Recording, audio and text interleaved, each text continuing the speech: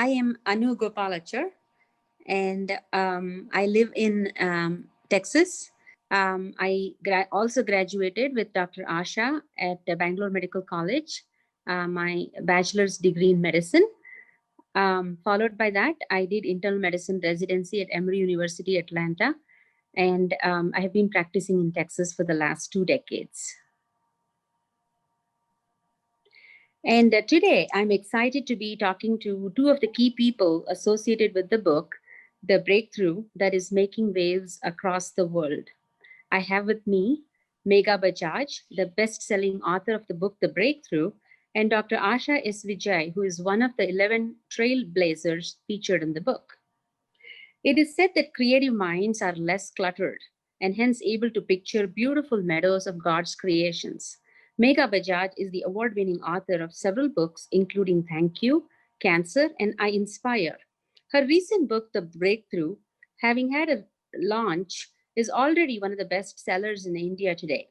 Megha Bajaj has spent time knowing her 11 trailblazers as if it was a literary pilgrimage.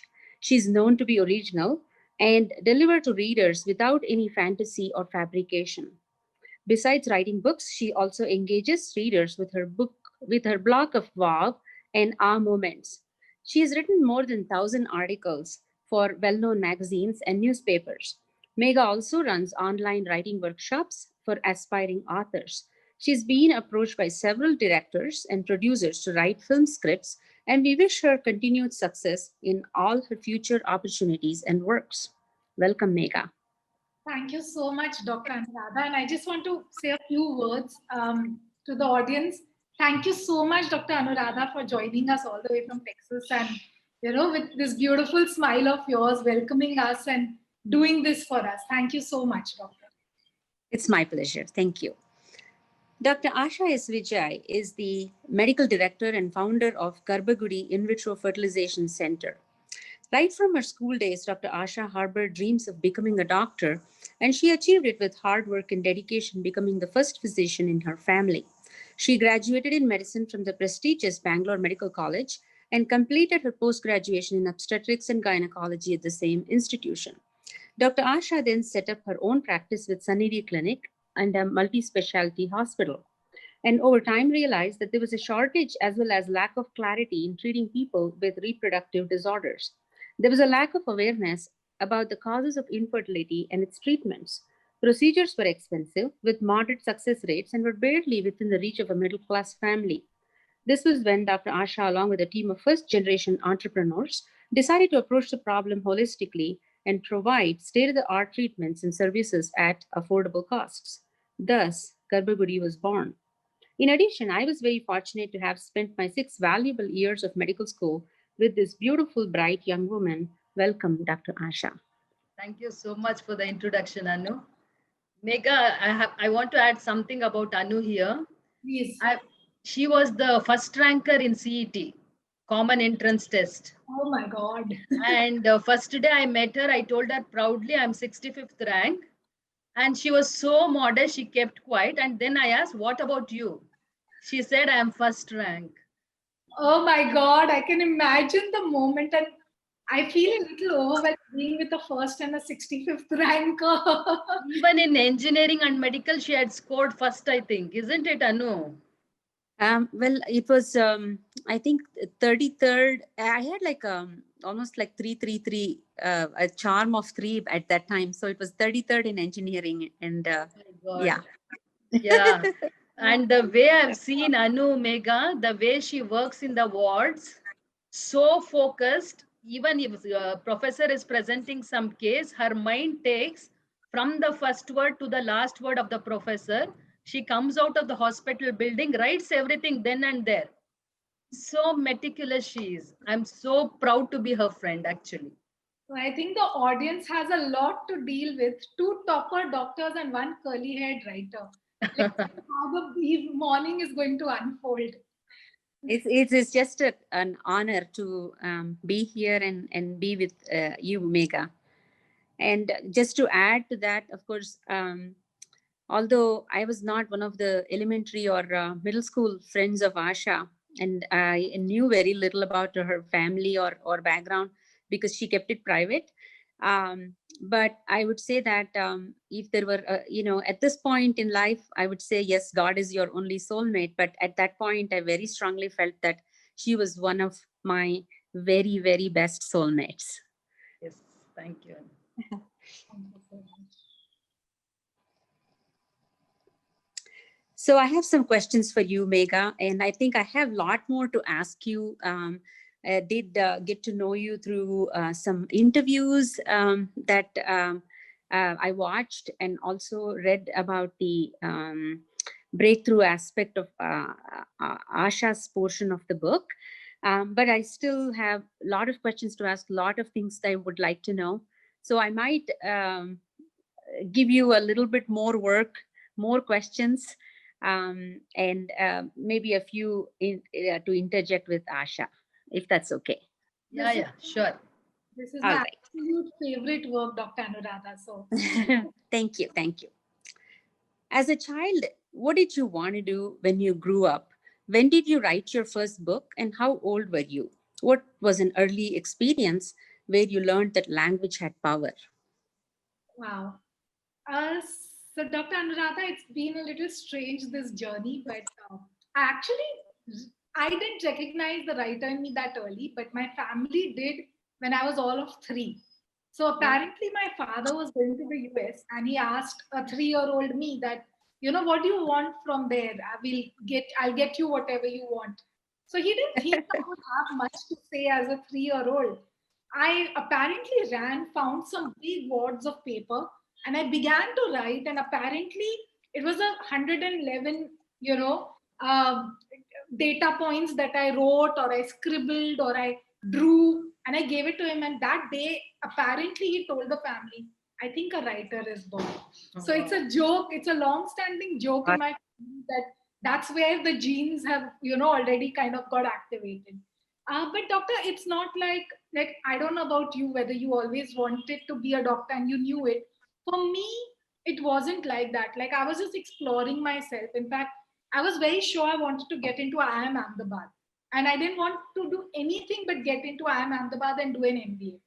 I uh-huh. missed a fraction of a percentile. And because I missed it, I was like, okay. And writing was a passion. I always loved to write. So somewhere I felt that, okay, if what I really want is not working out, at least let me do something I love. And that's how the whole journey began. And it's just been one incredible thing. So I wrote my first book when I was 21 years old, and Uh-huh.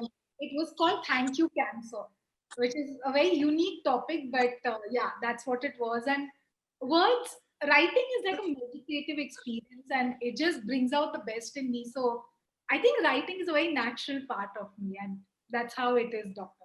Beautiful. Yeah, that's wonderful. I hope I can get to read all the books that you have authored prior to the breakthrough as well. And just to add, my daughter, I had her read what Asha had sent me, and she was very thankful. And she did write almost like a blurb on what she felt like, which I'd like to share as a text to you all later on. Yeah. That's So, phenomenal. okay, yeah. So I have What is one she, more Anu? question for you.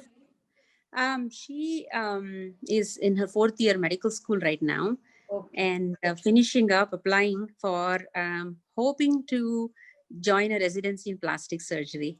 Wow. So she might join surgery like you in your Nice, line. nice. Hmm. So I have one more thing with Megha before I move on to Asha. What's your favorite childhood book? What is the first book that made you cry?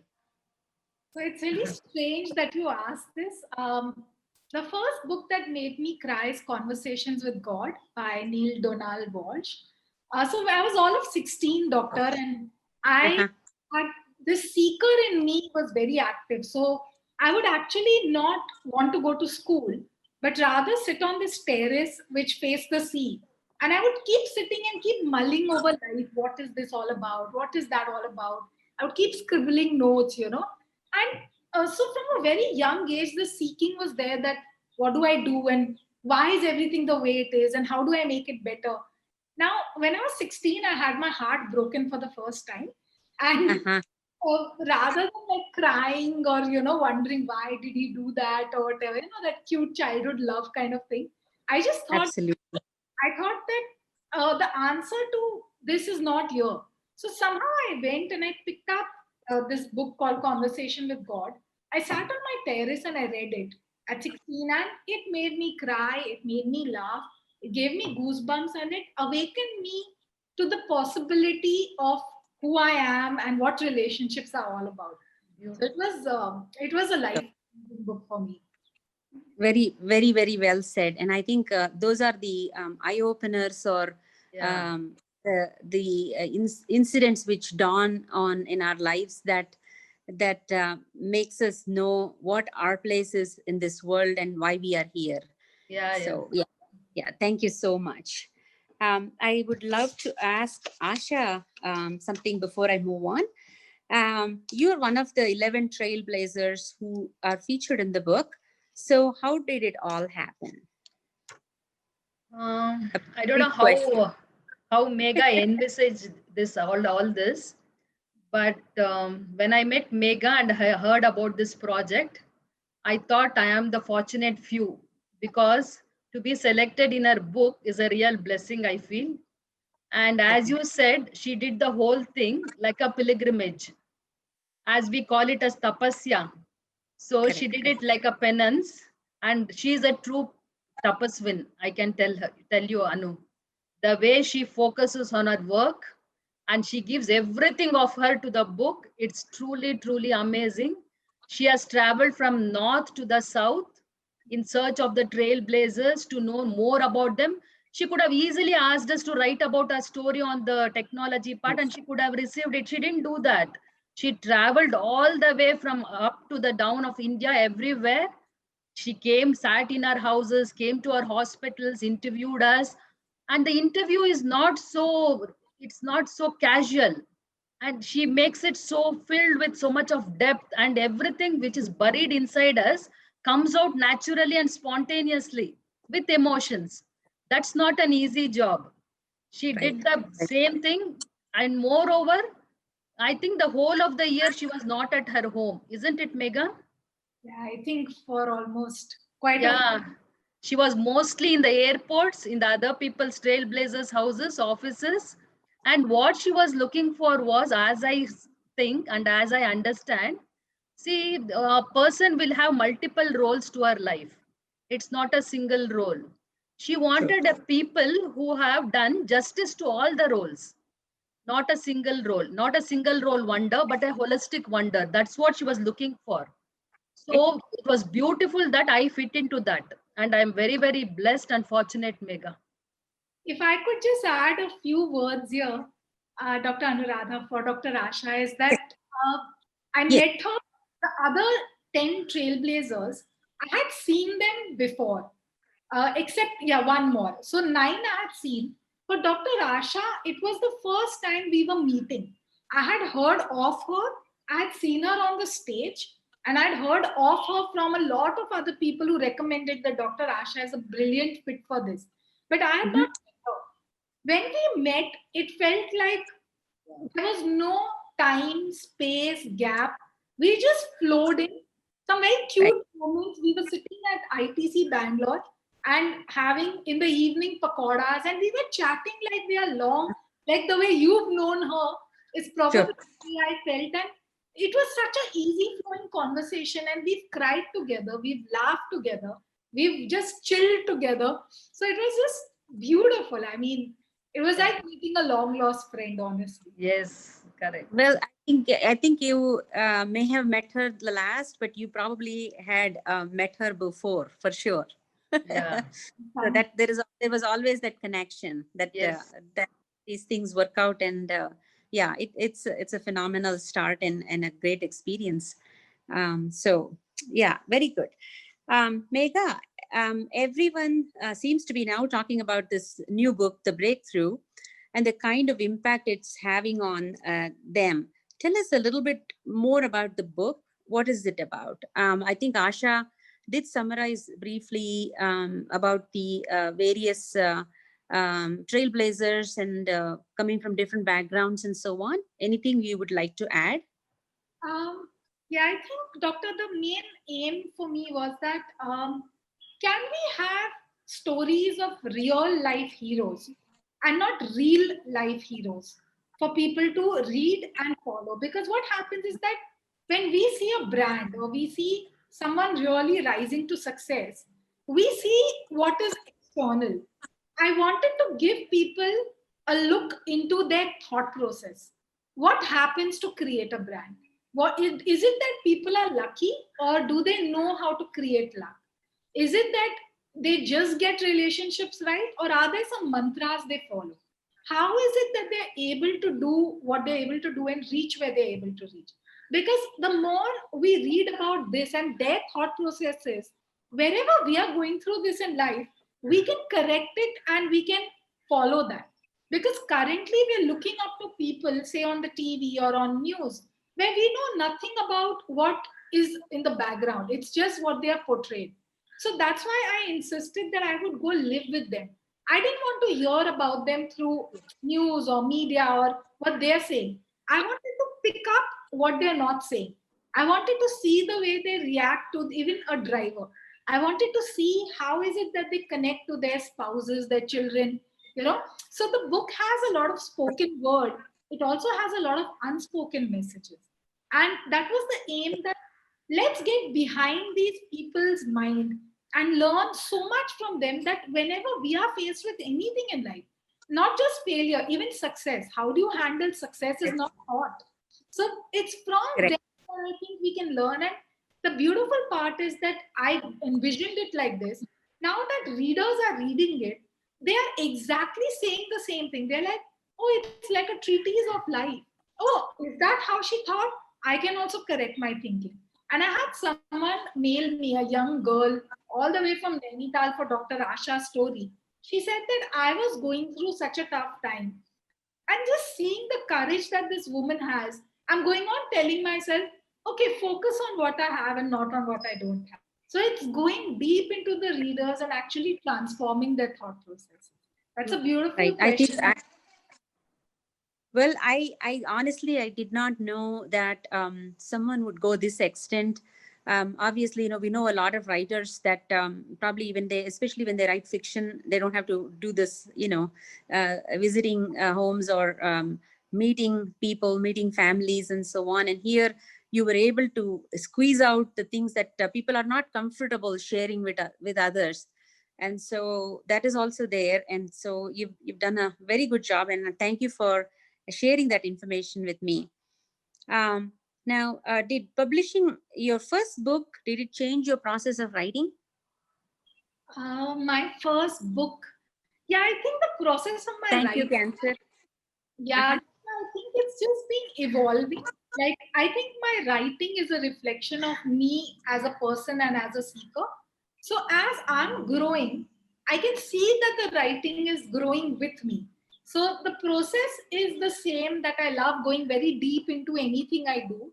But the writing itself, I think, has evolved, and I hope it just keeps evolving. Yeah, yeah, Absolutely, absolutely. And I think it will, and it has. Asha, I would like to ask you a second question. yeah, Um, Now, Megha wrote in the chapters regarding all the breakthroughs, and excellent. I think every time it teaches us a milestone, or it puts a stop on us and says that okay, this is what I feel right now, where next. And so that's how you have followed through the journey, and it's been brought out so beautifully. yeah, So among all these 11 breakthroughs, what was the biggest one that you think? yeah. Okay. See, once when I was at home around 6 p.m. in the evening, I got a letter from a very leading hospital from Bangalore. And I was excited to get a letter from that leading hospital because I was not a very famous gynecologist then. And when I opened the letter, actually tears started flowing from my eyes because the letter was very hurtful, and it was written in a very abusive tone also, because they had selected their own consultants And they had told me that I need not admit my patients there and operate there because they have their own consultants. I took it in a very wrong way. That was not the way it has to be communicated. And moreover, I did not have Vijay that day at home. He had gone to some tour. And I was not able to tell it to anybody because nobody understands this emotion. I locked myself in the room and actually I cried that day. But after a few minutes, what dawned on me, I really don't know. But I thought, I have to build my own hospital. Enough is enough going to other hospitals. That thought came to me.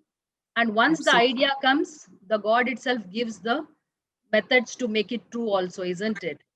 So then Right. I immediately called Vijay, told him I've got a letter, and he said, don't worry, we'll have our own hospital. The most beautiful thing was when I dreamt of that, and we had gone to see a office space for Vijay, and my mother-in-law wanted to empty her bladder. So we went into the backside of that shop, office space, and I saw that 25 rooms were vacant and ready of a PG hostel. We stood Absolutely. there awestruck. Me, Vijay, I remember that scene even today vividly. We stood there awestruck and we thought, yesterday we had a dream and today the universe has shown us the place. You believe me, Anu, there were many people in the hospital industry who told me, don't go into this venture because you don't know anything of this. Because you have run only a small clinic and it is not easy paying 1 lakh a month from 10,000.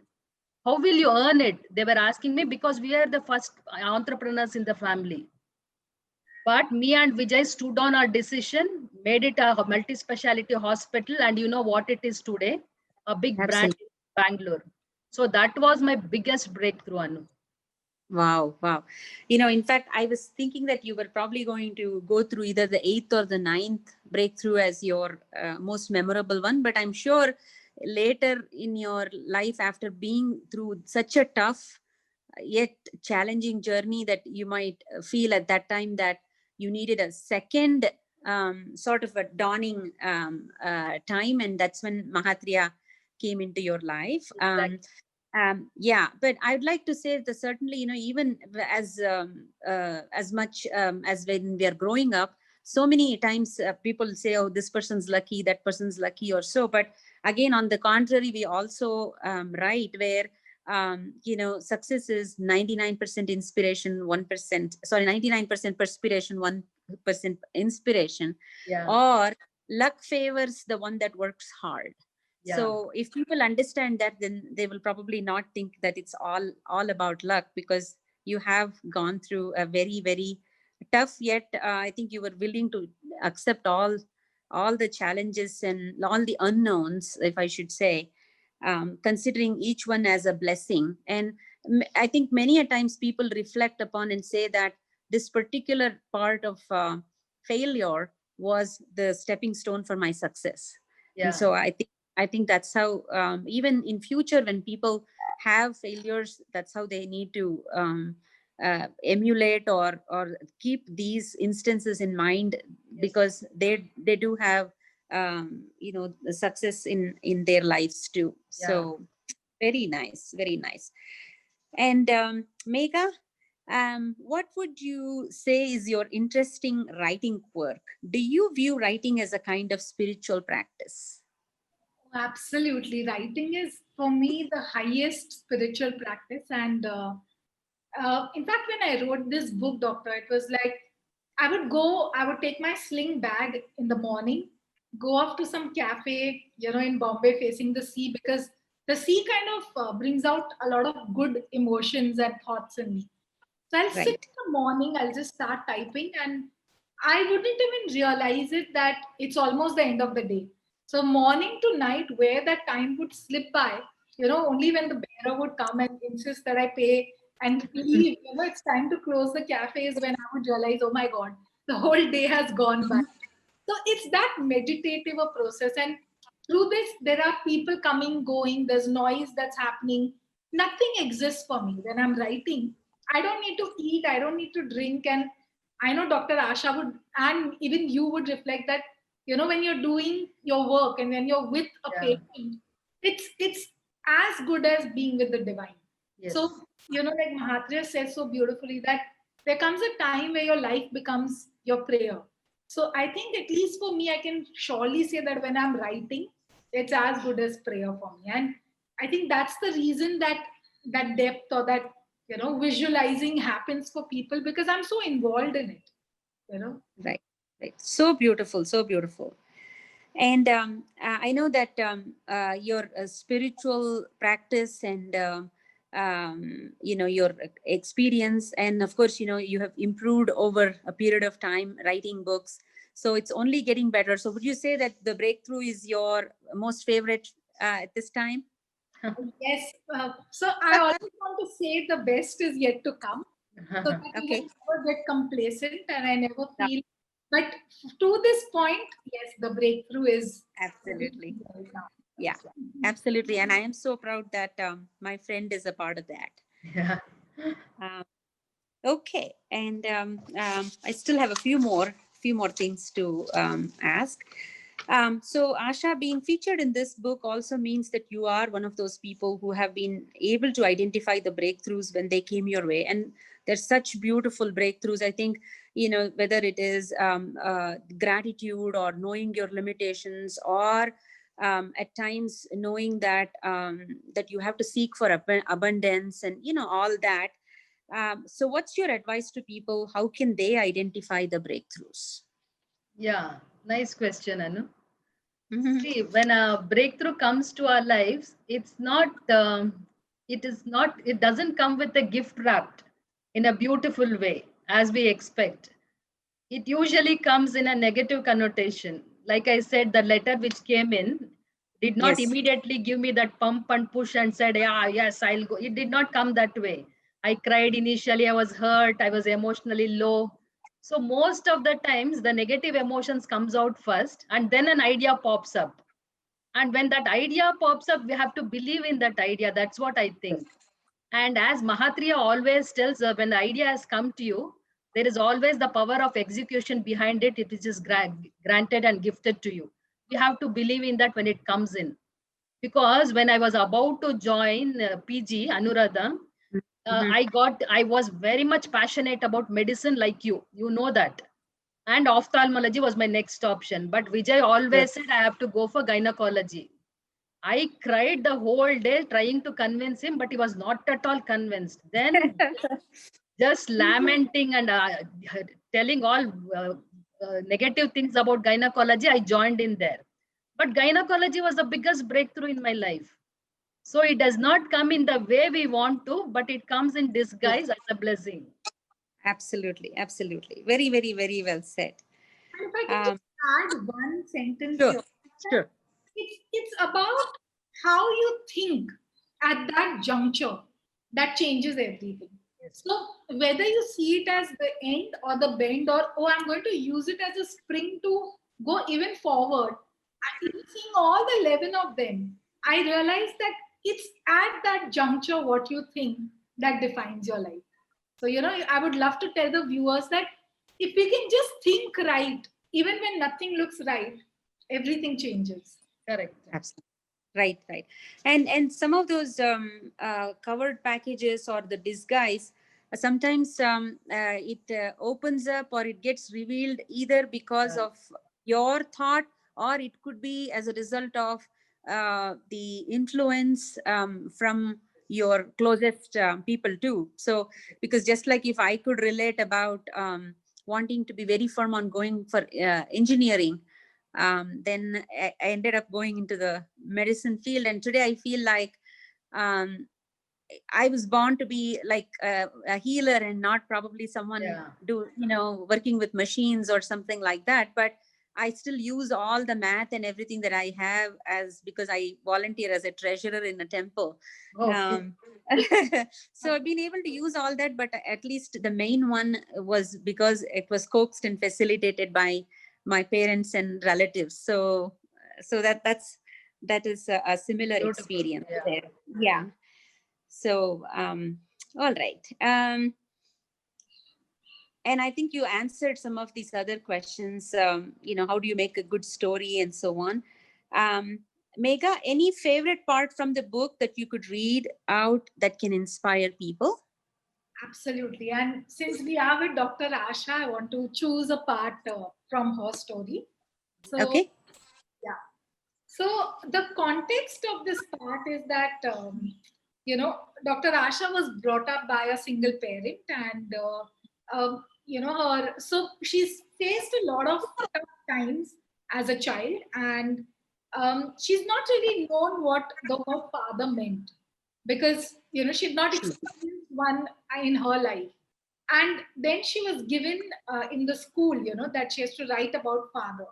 So how she dealt with it and how this moment created a breakthrough and the lesson it taught is what I'd like to Okay. talk about. Yes, yes. It's a beautiful Yes. part of it. Yes. So when Asha was about 12 years old, something happened at school which brought a significant shift in the way she looked at life. One day, when she opened the English paper, it said, "Write an essay on your father." Her eyes instantly welled up. Father? Except seeing him in a photograph, she had no clue what a father was. Father. What did the word even mean? And what emotions was it supposed to evoke? Father. Panic rose in her chest and tears flowed incessantly. She prided herself on being a star student. So, how could she skip this section? At the same time, how could she write about something that she had no idea about? All the other children were scribbling away to glory, but she just kept looking around helplessly, not knowing what to do. Just Mhm. then, her gaze fell upon a picture of Father Jesus with his arms wide open. Since it was a convent school, every classroom had pictures and symbols of Jesus Christ. She had never really registered it before, but in that moment, it seemed to be blazing before her eyes. That's when the realization dawned. The word father did not have to mean the biological one, right? It could also mean the divine one. A smile Absolutely. blossomed upon her lips, and she held pen to paper, and the words flowed. For the first time in her life, she felt the hole in her heart heal a little. She realized she did have a father. Like all the other children, she too had a father. In fact, her father was the father of all the other fathers. Her True. chest swelled up with pride, and life seemed to have a new meaning. For the very first time in her life, she felt something gnawing at the corners of her heart. It seemed a lot like gratitude. The first breakthrough of her life was this: gratitude is the mother of all virtues. Don't ask why me for all your troubles, rather, ask why me for all your blessings. Yeah. Fantastic. Very, very, and from that I could also see that yes, the way you put it is so beautiful, and from a standpoint of her experience, um, it's not something that she understood the spiritual or the dimension of life later on in her life, but she was very much ready way early in her life. So that's what I was able to appreciate reading that aspect. Beautiful. So yeah, very well done. So I'm going to ask maybe one more, if you don't mind, Yeah. Megha. And then, of course, I'll wrap it up with Asha's, a question to the viewers. What does literary success look like to you? What are the common traps for aspiring writers? What advice do you have for writers? You've done a phenomenal job. Thank you so much, Dr. Anu. So, what does literary success look like to me? I think there are two aspects to this. One is the tangible one, which is, of course, what everyone talks about: the numbers of copies the book sells, the kind of royalty you get, the kind of name that you develop for yourself in the literary circles. So that's the tangible stuff that I think all of us know of and all of us can calculate. Right. I think what excites me, of course, the tangible excites me tremendously. I wouldn't say, oh, Yes. if no one reads the book, I'm happy. No, I want everyone to read the book, and why not? So I wouldn't say that, but the intangible is what excites me even more. And that's when, like I said, when I receive these mails or letters Yeah. from people across the globe as to how, in the right moment, the book went and touched them and what it's done for their thought process.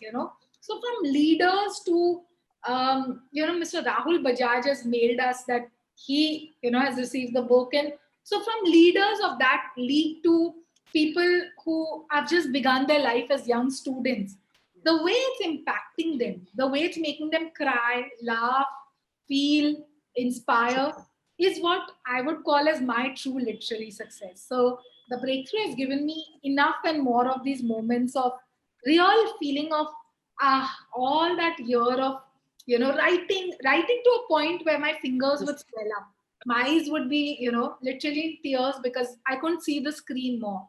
I feel Right. every moment of that is worth it. So that's I what. think you, yes, you have lived every moment of their lives on your thoughts and in your pen.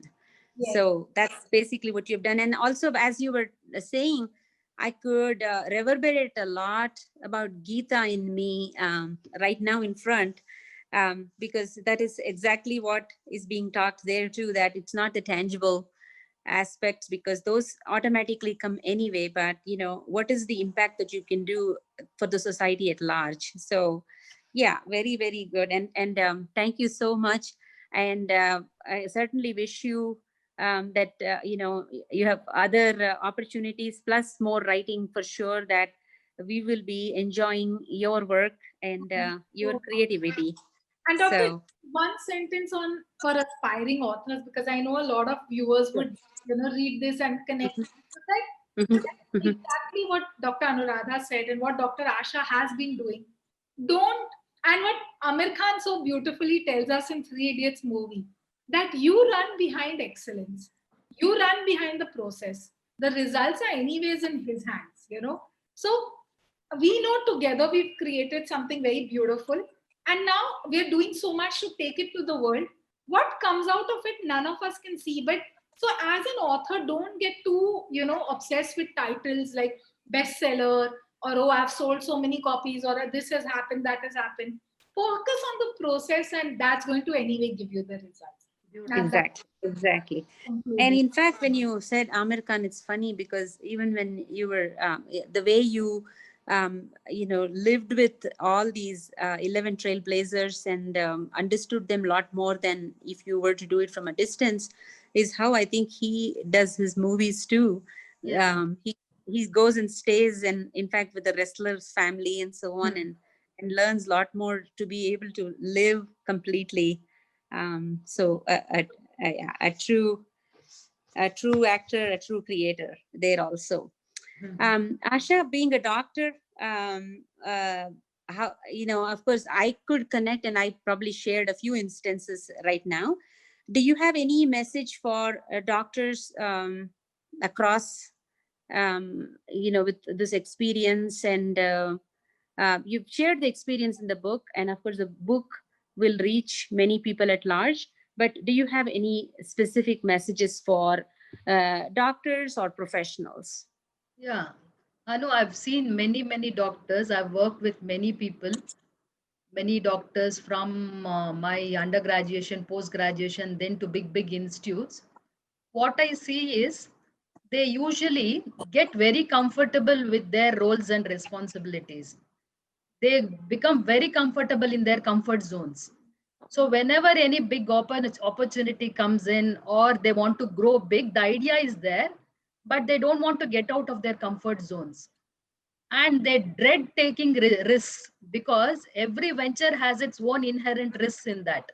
But what I Absolutely. see most of the doctors, especially lady doctors, they don't want to explore more in their life because they're already comfortable in one place, having a decent salary with a good standard of life. Yes, of course, the transition is very difficult, but once the transition is overcome, there the abundance is waiting for us, which will kiss our feet. So I see Yes. many doctors, they don't want to take extra risk, grow more, but they have lot of dreams and aspirations. So my advice is go through the transition and see the abundance which is waiting for you. That is one thing. And I've seen many doctors, they perform their role of doctor in a very skillful, very nice way, but they ignore the other roles of their lives mostly, as a parent, as a wife, or as a daughter-in-law or a daughter.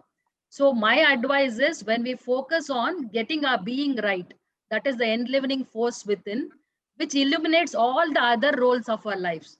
Then we can easily attract and magnetize this holistic abundance into our lives: healthy, wealthy, loving, blissful, spiritual. All the five aspects comes to you once you work on your inner being. That's Sure. what I want to have that message to the doctors. Beautiful, beautiful. So, if you would allow me to wrap up, and I would also want to summarize a few things that I learned from this beautiful experience of reading this, and also going through several other interactions between Mega and you. By reading the Book of Breakthroughs, I think the viewers, you will agree with me that don't stop believing. Don't quit before the finish line. Bust through the internal blocks and the limiting beliefs. Listen to your gut. Be adaptable, as change is the only permanent aspect of life. Be in alignment. Listen to the calling of your heart and soul. And what you do is align it with your truth. Hope you will appreciate the same thoughts as I've had, and many more, when you read this book. It will certainly enable you to appreciate your life's triumphs and failures, efforts and experiences. Thank you for giving me this wonderful opportunity to speak with two beautiful, highly accomplished women, Megha and Asha, today. Thank you.